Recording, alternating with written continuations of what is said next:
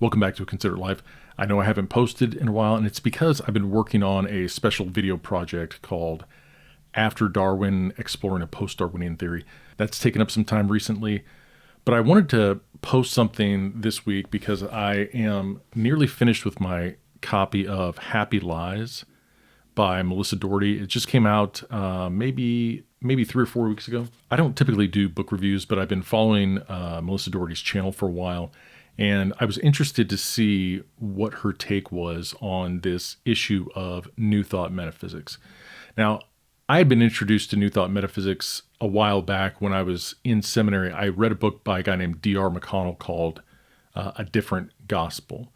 And in McConnell's book, he's taking the history of New Thought metaphysics, and he's specifically tying it to and showing how it emerges in what we call the Word of Faith version of charismatic Christianity. Given that background of reading, I wanted to see how Dougherty picked up the same topic and applied it in new ways. Now, what I was pleasantly surprised to find out is that Dougherty has a very, very accessible writing style. If you've watched her channel, you know that she's funny, she's sarcastic, she's sincere, and all of that comes through in her writing style. It's one of those books that is informational, yes, but it's also interesting to read. And I think it's the way Dougherty weaves in elements of her personal testimony, the historical research that she's done, analysis, and then application.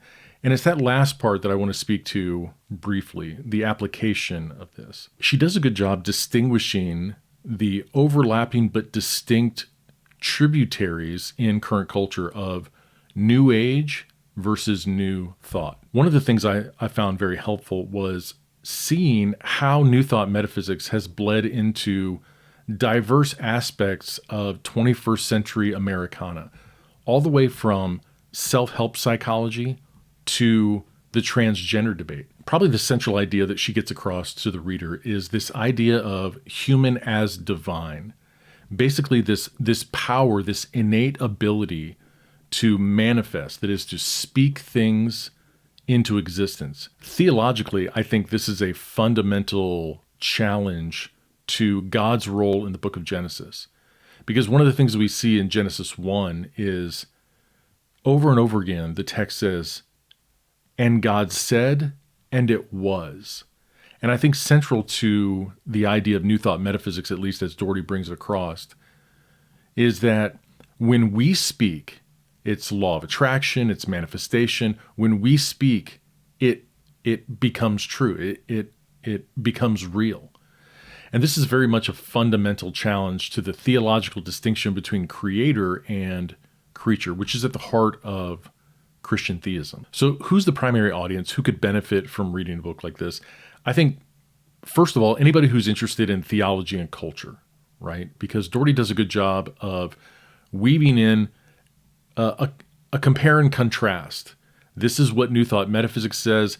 This is how it sounds like Christianity, but this is genuine Christianity, and this is why New Thought metaphysics is not genuine Christianity. They use terms like Christ consciousness and things like that can be confusing to the unaware. Also, those who are interested in Christian apologetics. Christian apologetics is very much interested in that conversation that is going on perennially between the stable, foundational truth handed down from generation to generation, the orthodoxy of the faith, and the newfangled or the seemingly new things that the enemy is doing in culture. And that's one of the things that comes across in the book as well.